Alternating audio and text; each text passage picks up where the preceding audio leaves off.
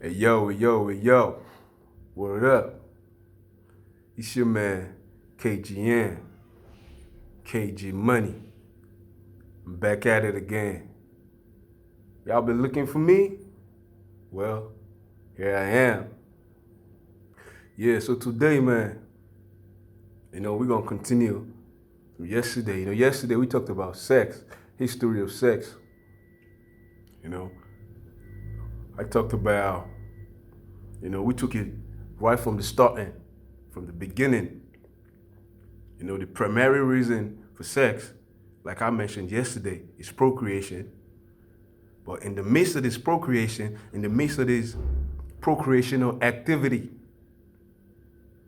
there's pleasure being derived, right? Because dopamine is released. And the dopamine, that's the same chemical that's released when you do drugs. That's why we got drug addicts. And I guess the name dope came from dopamine. So dopamine is associated with something enjoyable, pleasurable. So along the line, the pleasure part became, the main reason for people having sex. Because now, like I said before, back in the day, sex was, you had to be married before you can have sex. They had to be enjoining. You have to be joined together because the act of sex itself, from what we were taught, from our beliefs, is an enjoining activity. Is an activity that brings souls together, because a man and a woman, you get married, they say their souls are joined together. And the activity that solidifies, that makes it bona fide, is the act of sex, because the spirits collide. You swapping fluids now, your fluids and everything. Because before that, all you did was hug, maybe a kiss and all that. But now we do it casually, man. We do it for sports. You meet a girl, you go to the club, you meet a girl, y'all hit it off. You exchange contacts, digits, and all that. You take her on a date. From the date, still all good, y'all head to the bedroom. And sometimes sometimes you meet her at the club or at the joint or whatever, y'all hit it up, straight, y'all head straight to the crib after the club or the hotel room. Sometimes y'all don't even make it to the crib. Backseat of the whip. You're in the whip. She goes down. So that's the casualty. The casuality of the sex. Now niggas do it for sports. So because it's just that pleasure, we are pleasure seeking. That's all well and good, because I've heard, I've heard people in the manosphere talk about, go out and have sex with lots of women, so that it's gonna help you to make the right choice at that time that you want to settle down. I don't agree with that. I now understand it, because the divorce rate is high. It's high, and most of the time, 70% to 80% of the time, is usually initiated by women. So this kind of a defensive mechanism, because men are thinking, why are these women initiating divorce? So for me personally, I ain't gonna say that, because we have many examples, but we can't use celebrity examples, because that's examples that everybody knows. How many celebrities, they be married, and before they got married, they've had that share of women, but still it doesn't work. They still get divorced. So even though they had numerous sex, still didn't work. We're gonna use Brad Pitt. He's a lady killer, right? But he got married to Jennifer Aniston. She was up there as well. It didn't work. Then after her, he upgraded, beauty-wise, like Angelina Jolie, still didn't work. And that's not the only example. There's lots of them. Michael Jordan, the GOAT, he got divorced from his first wife, the mother of his kids. And on and on and on. You know, we know this, it happens. So, but these are those, I'm using those because these are those that women are throwing themselves at them, left and right, you know, front to back, wall to wall. But still, they end up getting divorced. So I guess it's not about having sex with men and women. I think for me, I think, you know, it's about understanding life. You know, you acquire wisdom, knowledge, understanding.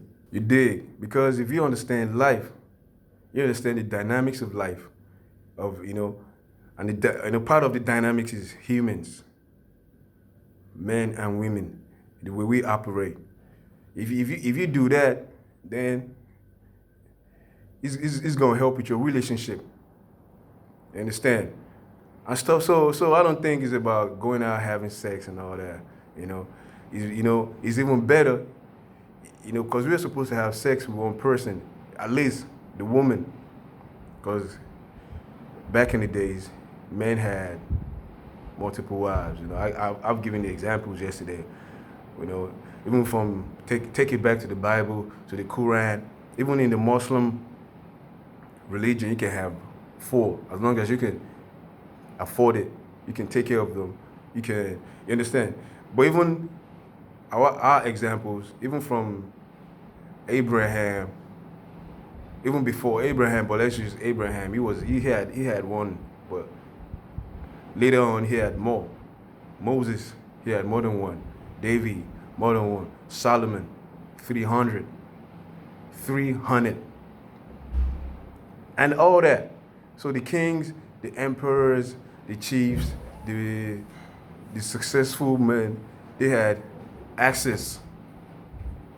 That advice, it makes sense, because like I said, men are losing their lives, their livelihoods to these divorces, because when they happen, the woman, she benefits from it. But most of the times the man loses. So this is like a defense mechanism for men, but like I said, wisdom, knowledge, understanding, you got that. You understand, the dynamics of humans, then you can go from there. Right? Then we talked about, they say prostitution is the oldest profession. That was debunked. I debunked that yesterday, or in the previous video, that that's not possible. But the other side of it is that, they play their role in society. From the beginning of time, from the beginning of time, only 40% of men have procreated with 90% of the women. 40%. So the women, they have to be selective because, they're going to carry a baby for 9 months. So if they're going to select a man, it has to be somebody who is capable. It has to be somebody who can protect them and somebody that can provide for them and their offspring. So it's only normal for them to be selective in their mating choices, right? So 40% of men have procreated with 90% of the women since the beginning of time. And like I mentioned in the previous video, 1 out of 3 men is a virgin or hasn't had sex in a year from 18 to 30. But women from 18 to 30 is a different case. They are more experienced. If you pick a 21-year-old girl and a 21-year-old dude, she's had more experience than him, sexually, relationship-wise. But, back in the days, in the 90s, 80s, and shit like that, the dude was usually more experienced because somebody like me, when I started, and dudes in my age group, it was usually the girl was usually older, because the girl that we were age mates, or that we were like the same age, they usually don't have as much experience, and we ourselves don't have as much experience, but we might have the physicality, that might be attractive to a girl who's a little older. So it was usually a girl that's a little older. So The point is, it's better for you to keep yourself for that one person. You know, this for my young dudes coming up. Maybe you've never had sex. It's better for you to keep yourself for that one person. It's very difficult, but if you can do it, man, it's gonna be it's gonna be a great thing. And if you're that dude, like you're able to keep yourself, if you're gonna get with a woman, she better be a virgin as well. You dig? And also, women, it's better. Just like I said, it's better for you to keep yourself because this is yourself. You're supposed to give yourself away to just one dude. Because y'all be talking about men and shit. Men are dogs or men are players or this and that. But you got the power, man. Because if you say you ain't gonna get this pussy until I get that marriage, until after the wedding, guess what? Men, they won't have no choice. So y'all got that power. So y'all are the gatekeepers. Men are the gatekeepers to relationships. Women are the gatekeepers to sex. So if y'all say, nah, we ain't gonna do this until this, then men have no choice.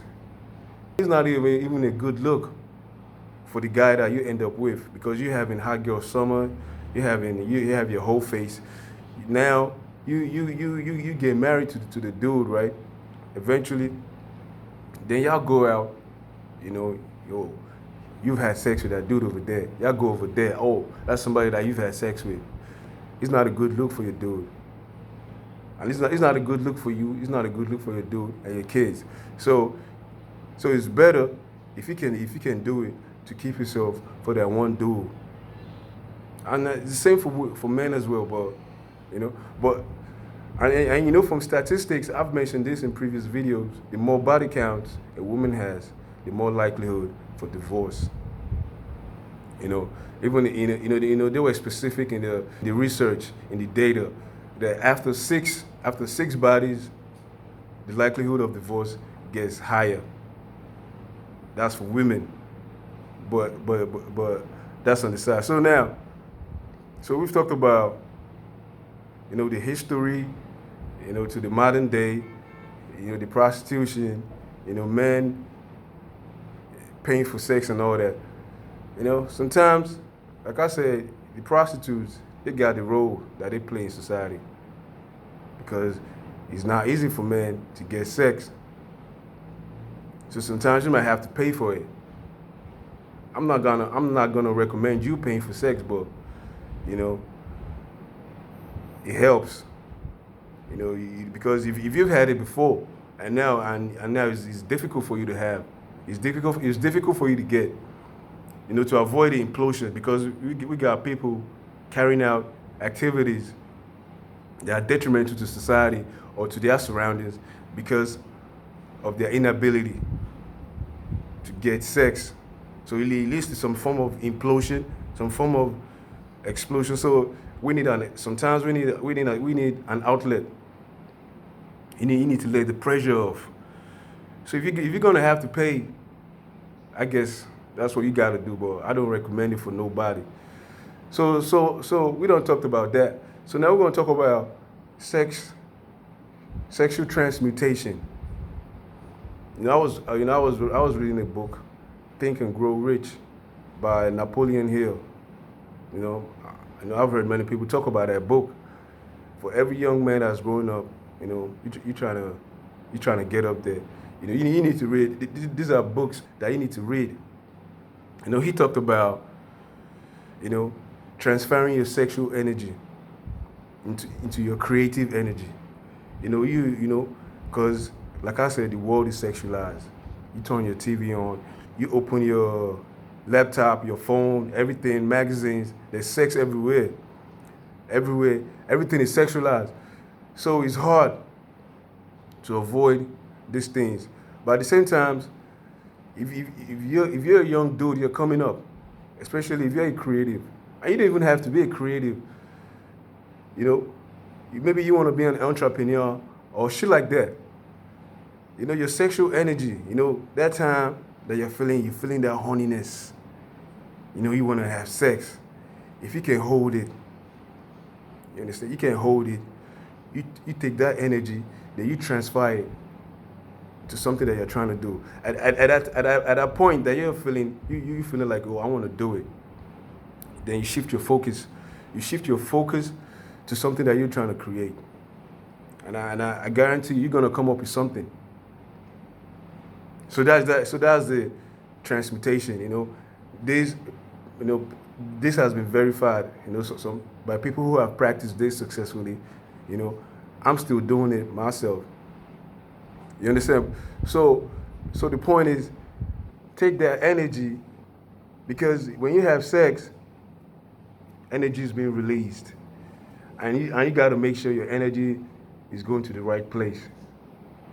You understand? Because you when you have sex, you release energy, and you get that person's energy. Because that's why back in the days, you had to be married before you had sex. So with that being said, so you transfer your sexual energy into your creation, into what you're trying to create. That's gonna help with your focus, because getting engaged in sexual activity knocks you off your focus most of the times, because you're doing it for the pleasure. And when you start seeking pleasure, it gets addictive, and you can be derailed from what you're trying to do. So transferring that energy is gonna keep you in focus, keep you in line, and it's gonna keep you coming up with great ideas, and you're gonna have the energy to put your idea into practice, to make it happen. So these are just some few things I wanted to talk about that I didn't talk about in the previous video. Like the video, sub to the channel. I'm gonna see y'all later. All right? Peace.